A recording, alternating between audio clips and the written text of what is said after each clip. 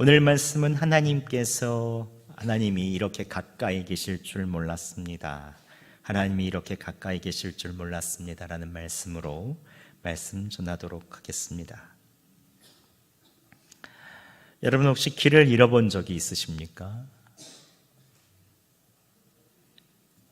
저는 이전 충청도 청주에 있는 한 교회에서 사역할 때 대학 청년부를 총괄해서 담당하고 있었는데 대학부 수련회가 경상남도 언양에 서 있었어요. 지금은 울산에 포함되어 있더라고요. 대학부 수련회가 있어서 마지막 날에 제가 말씀을 전하기로 해서 후발대로 산에 있는 기도원으로 밤에 운전을 하고 가야 했습니다. 뒤에는 대학부 후발대로 오는 2명의 청년들을 태우고 함께 갔습니다. 근데 제가 몇 번을 가봤기 때문에 지름길을 알고 있어서 이 길이겠다 싶어서 내비게이션이 이렇게 가라는 거 안내를 무시하고 산길을 올라갔는데 아무리 가도 기도원이 나오질 않는 거예요. 저도 마음속에 이거 길을 잘못 왔나 하는데 가로등도 하나도 없고 저 멀리 가로등이 켜진 곳이 보이더라고요. 아이고 다 왔나 보다 하고 그곳으로 갔죠. 근데 갑자기 공동묘지가 나온 거예요. 의심스럽고 그 밤에 또 안개까지 끼어가지고 그곳만 이렇게 가로등이 쫙 산 위에 끼어 있는데 공동묘지가 쫙 있는데 너무 무섭더라고요. 사람이 한 명도 없어요. 뒤쪽에 타고 있던 대학부 아이들이 너무 무서워서 아무 말도 못하고 가만히 있는데 제가 속으로 이거 큰일 났다 이러다가 천국 가는 거 아니냐 싶더라고요. 그때 내비게이션이 저에게 이렇게 말했습니다. 경로를 재탐색합니다. 유턴하여 돌아가시기 바랍니다. 이렇게 얘기하더라고요. 결국 내비게이션의 말대로 다시 산길을 내려가서 내비게이션의 안내를 받아서 한참을 돌아 또 가서 결국 목적지에 도착을 했습니다. 도착하고 나서 그제서야 뒤에 탄 청년이 이렇게 말하더라고요. 목사님 따라 천국으로 간 줄 알았다고. 그때 진짜 무서웠습니다. 순간 웃긴 했지만 얼마나 미안하던지 얼굴이 화끈했는지 모릅니다. 아직도 그 밤에 당황했던 그 공동묘지가 생각이 납니다. 그런데 그때 수련회 장소로 돌아가는 길에 하나님께서 제게 깊이 깨닫게 해주시더라고요. 내가 삶에서도 지름길로 간다고 하다가 내 고집대로 다른 길로 갈 때 하나님께서 계속 돌아가라 말씀하셨는데도 불구하고 내 고집 피우다가 결국 돌아 갈 때가 얼마나 많은지 주님께 그때 좀 물어봤으면 좋은데 이럴 때가 많다는 것을 깨닫게 되었습니다. 우리가 살펴볼 마태복음 1장에 나온 요셉도 밤에 길을 잃고 헤매이던 저처럼 어찌해야 할지 모르는 밤을 마주하고 있었습니다. 함께 오늘 본문 속으로 함께 들어가 보도록 하겠습니다. 오늘 성경에 등장하는 요셉은 지금으로부터 약 2000년 전 이스라엘 북부 작은 마을 나사렛에 사는 20대 목수 청년이었습니다. 그런데 요셉은 어느 날 충격적인 소식을 듣습니다. 그의 약혼녀 마리아가 배가 불러와서 점점 이상하다 했더니 찾아와서 말하기를 성령으로 잉태됐다라고 하는 알 수 없는 이야기를 하는 거예요. 특히 약혼녀가 혼전 임신했다는 소식은 그에게서 큰 충격이었습니다. 19절에 보면 요셉은 의로운 사람이다 라고 말하거든요. 그래서 의롭다라는 말은 당시의 율법을 잘 따르고 하나님을 경외하며 사는 사람이라는 뜻입니다. 2000년 전 이스라엘에서 결혼하기 전 약혼한다는 것은 지금과는 완전히 달라서 에루신이라고 해서 결혼한 것과 똑같은 효력을 지닙니다. 그래서 신랑은 약혼한 여성을 내 아내라고 불러도 되는 자격을 얻었어요. 심지어 약혼을 깨고 파혼하려면 정식 이혼 문서가 있어야 할 정도로 이 약혼은 굉장히 중요했습니다. 또 작은 마을에 약혼했다면 모든 사람은 다 알잖아요. 근데 결혼하기 전에 약혼한 사람이 다른 사람의 아이를 임신했다고 하면 그것은 가문에는 큰 수치죠. 있어서는 안 되는 일입니다. 율법적으로 용납할 수 없는 일이었죠. 파혼뿐 아니라 돌에 맞아 죽더라도 괜찮을 정도로. 사회적으로는 거기서 뭐 죽지 않더라도 평생 동안 그 마을에서 조롱과 멸시를 당해야 됐죠. 요셉은 혼란스러웠습니다. 도대체 저 아이는 누구의 아이인가? 약혼 여인 마리아에 대한 배신감과 의심도 오고 분함도 있고 한숨도 나옵니다. 하나님, 왜 저에게 이런 일이 일어나는 것입니까? 아마 요셉이 그 밤에 잠을 이루지 못했을 것입니다.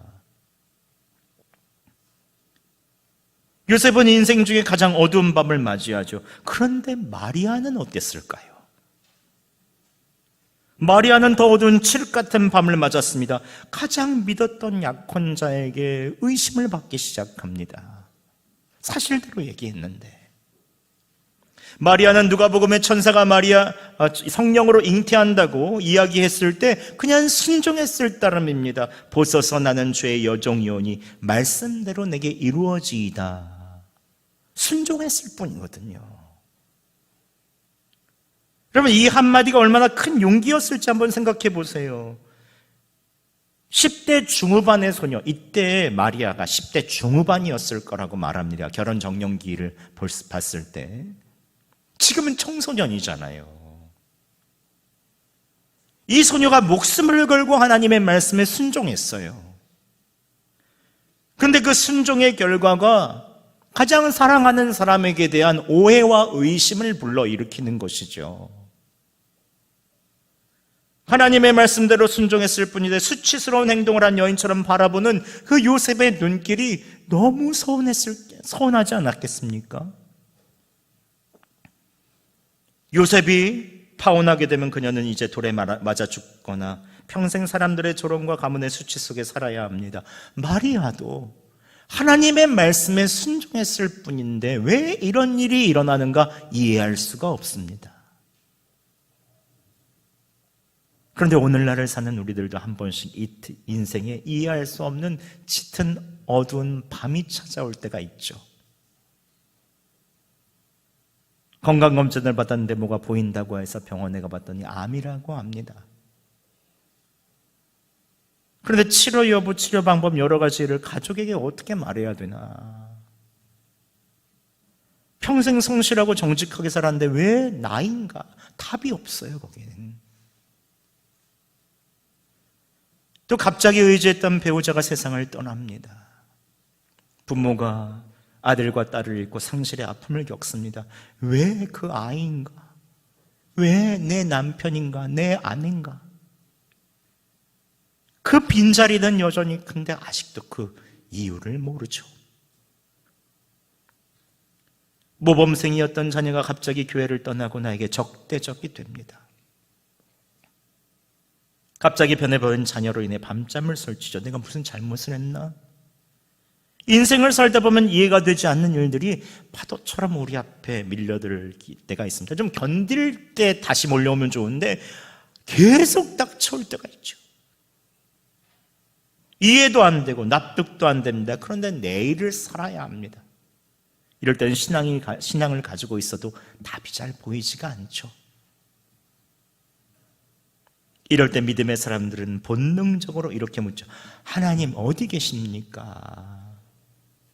하나님 지금 나와 함께 하신다는데 그게 맞습니까?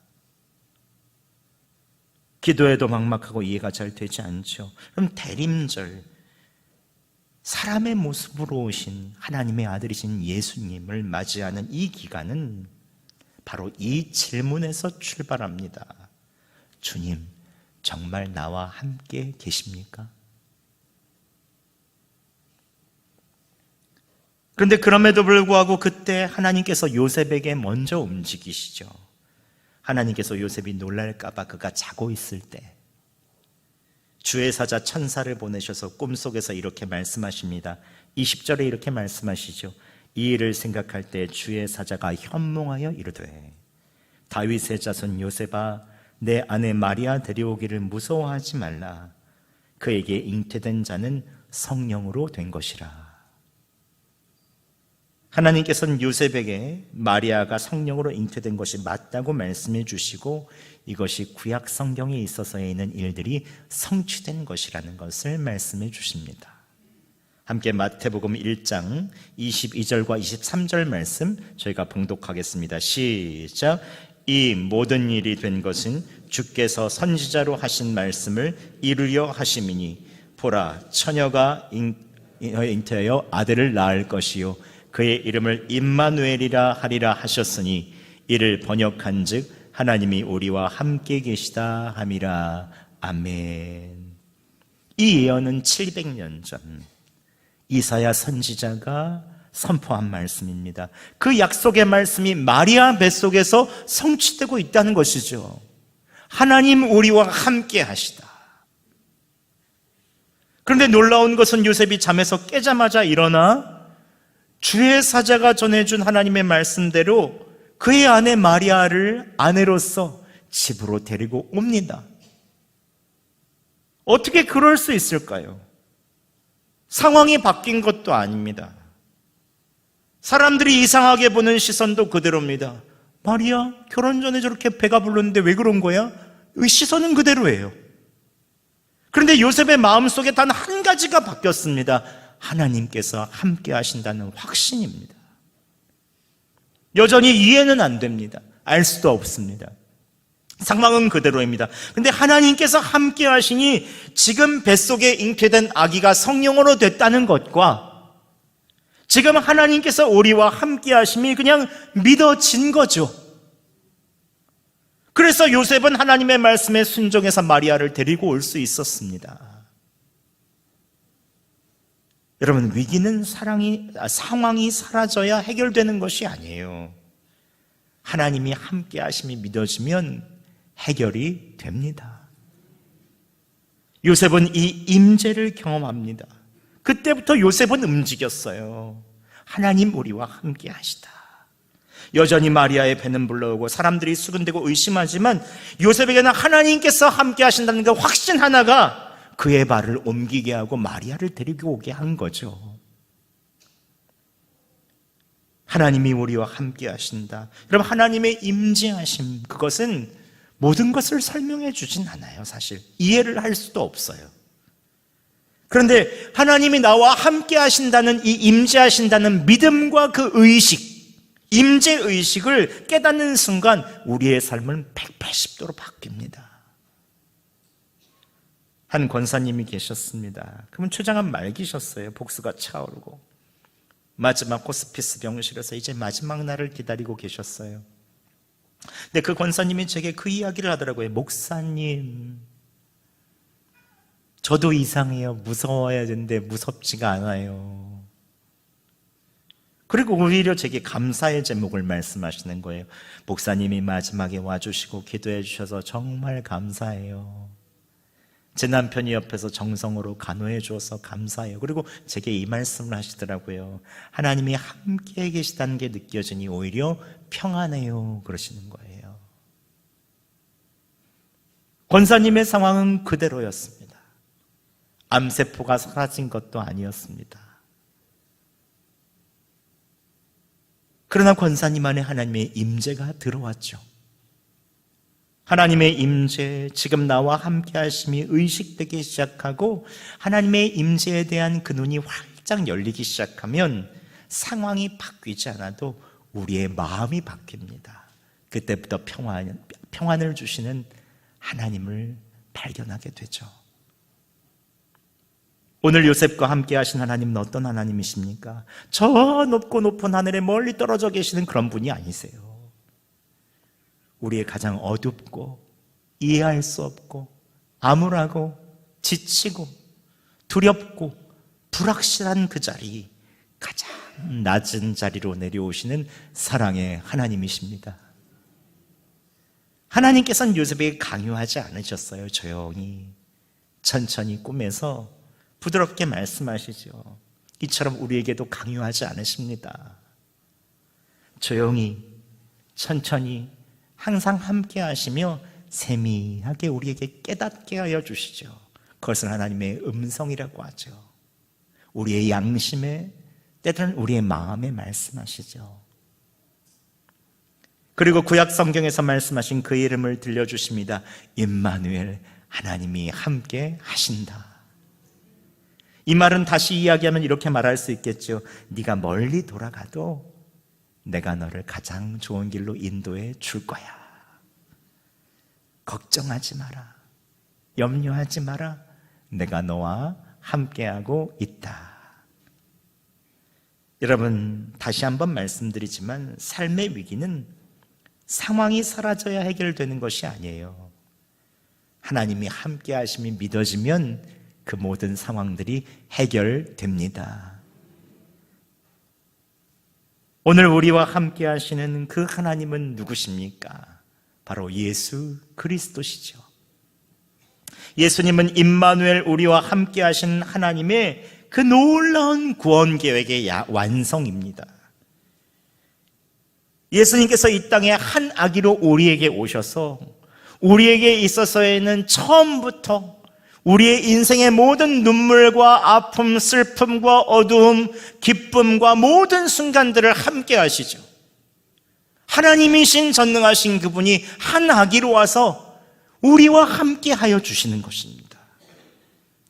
결국 십자가에서 죽으시며 가장 인간의 큰 고통과 하나님의 저주와 그 모든 것을 다 받으시고 또 3일 만에 부활하셔서 우리에게 참 생명, 절망과 어두움인 더 이상 없다라는 것들을 우리에게 보여주십니다. 하나님께서 함께 하시기만 하면, 또한 성령을 보내주셔서 예수님께서 직접 성령으로 예수의 영이시죠. 우리의 영혼 가운데 들어오셔서 우리가 예수님을 믿게 하여 주시고 신뢰하게 하시고 평안을 허락하여 주십니다. 지금도 예수님께서 제자들에게 하신 약속을 이루고 계시죠. 볼지어다 내가 세상 끝날까지 너희와 항상 함께 있으리라 하시니라. 대림절에 오신 임마누엘 예수님께서는 지금 우리와 함께하고 계시죠. 여러분, 다음 주부터 이제 대림절이 시작됩니다. 대림절의 핵심은 임재의식이에요. 주님이 나와 함께 하신다는 것을 항상 의식하는 것이죠. 우리가 성탄절까지 예수 그리스도의 탄생을 기다리며 우리 다음과 같이 이렇게 해보면 어떨까요? 첫 번째는 올 한 해 하나님께서 멀리 계셨던 것처럼 느껴졌던 자리를 다시 믿음으로 재해석해 보세요. 올해 하나님께서 멀리 계셨던 것처럼 느껴졌던 시간이 있었습니까? 그 장소가 있었습니까? 가장 답답하고 막막했던 자리는 어디입니까? 제일 스트레스를 많이 받고 외로웠던 자리는 어디입니까? 오늘 요셉은 그 자리가 하나님의 음성을 듣는 자리였죠. 그 자리에서 하나님께서 찾아가 주시고 말씀을 들려주셨죠.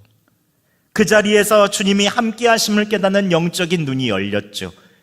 우리에게 있어서 가장 힘들었던 그 자리는 주님의 음성을 듣는 자리일 수 있습니다. 이번 주 조용한 시간을 한번 가져보세요. 그리고 올해 가장 힘들었던 시간들을 떠올려 보세요. 그 자리에 하나님 어디 계셨습니까? 한번 물어보세요.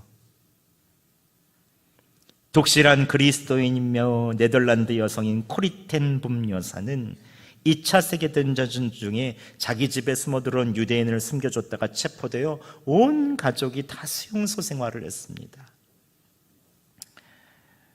선한 일을 하다가 체포되어 수용소까지 갔으니 얼마나 힘들었겠습니까?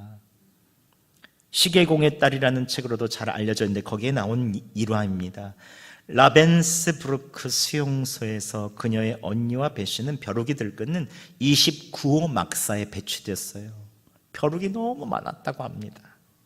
유명했대요.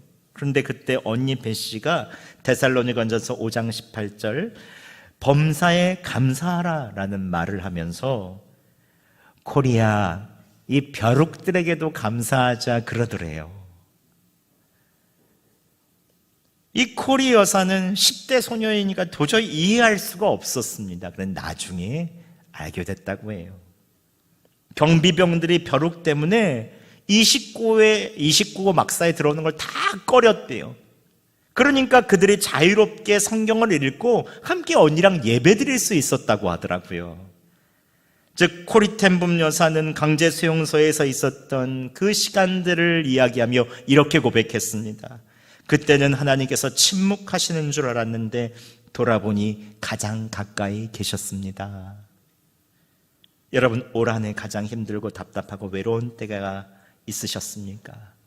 주님께서 그 자리에 함께 하심을 믿음으로 바라보시기 바랍니다. 주님께서 평안으로 채워주실 것입니다. 또한 두 번째는 여러분, 지금 나와 함께 하시는 주님을 바라보세요. 올 한 해를 돌아봤다면 지금 나와 함께 하시는 주님. 그럼 내가 가는 자리마다 한번 이렇게 고백해서 주님 제 곁에 계심을 감사합니다. 식사할 때마다 또 두 손 모으고 주님 이 식탁에 계셔서 감사합니다. 한번 고백해 보세요. 우리가 삶에 있어서의 모든 일들을 하려 먹고 살기 바쁘다 보면 주님을 잊어버리기가 쉽죠. 언제 어디서나 주님과의 만남을 가지는 것, 그것을 바로 기도라고 합니다. 기도가 막 어려운 게 아니에요.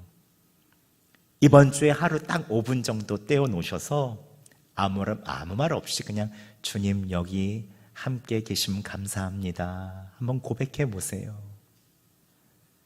주님께서 여러분의 믿음의 눈을 열어주시고 함께 하시는 주님을 깨닫게 하여 주실 것입니다. 또 마지막으로 세 번째는 기다림 속에서 예수님을 발견해 보세요. 과거의 올 한 해, 그리고 지금 나에게, 그리고 또 미래의 기다림 속에서 예수님을 발견해 나가는 거예요. 대림절은 기다림의 시기입니다. 우리는 3차원 세계를 살고 있어서 모든 사람이 다 보이죠. 그러나 주님은 영원하시고 우리의 눈으로 보이지 않으시는 분이시죠. 그러나 우리의 눈에 잘 보이지 않지만 우리는 순간순간 느끼죠. 하나님께서 말씀하셨나? 이런 생각들이 들 때가 있죠.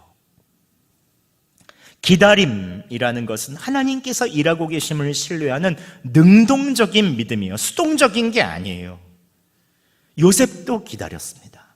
마리아도 기다렸습니다. 성경의 모든 인물들은 다 기다림의 시기를 겪었어요. 하나님이 약속해 주신 것을 끝까지 기다렸죠. 지금 어렵고 추운 시기를 맞이하는 분이 계시다면 하나님께서 일하심을 믿고 기다려 보시기 바랍니다. 성경의 믿음의 사람들은 항상 기다렸습니다. 우리가 주님을 기다리는 줄 알았는데 근데 주님이 우리가 변하기를 기대하신 거죠. 우리의 성마른 성품, 우리의 모든 것들이 하나하나 변하여지기를 오히려 주님이 기다렸을 수 있습니다. 여러분, 기다림 속에서 예수님 발견해 나가시기 바랍니다. 말씀을 맺겠습니다. 주님은 임마누엘, 우리와 함께 계시죠. 올해 하나님이 멀리 계신다고 느껴졌던 어두운 시기를 다시 돌아보시고 그때 주님은 어디 계셨습니까? 꼭 물어보시기 바랍니다. 또 지금 나와 함께 하시는 주님을 바라보세요. 주님 바라보는 만큼 우리의 믿음의 눈을 열어주실 것입니다. 또 기다림 속에서 예수님 발견해 가세요. 이번 성탄절까지의 4주 기간 동안에 우리가 기다림 속에서 예수님 발견해 나갈 때 주님께서 부드럽게 우리에게 오셔서 주님을 알게 되는 은혜를 허락하여 주실 것입니다. 다음 주부터 시작되는 대림절 첫 주, 우리 이렇게 고백하며 시작했으면 좋겠습니다. 오늘 설교 제목입니다. 주보를 한번 다 보시죠. 우리 함께 주보에 있는 제목을 읽어보겠습니다. 시작. 하나님이 이렇게 가까이 계실 줄 몰랐습니다. 다시 한번 고백해 보겠습니다. 하나님이 이렇게 가까이 계실 줄 몰랐습니다. 아멘. 이것이 여러분의 고백이 되기를 바랍니다.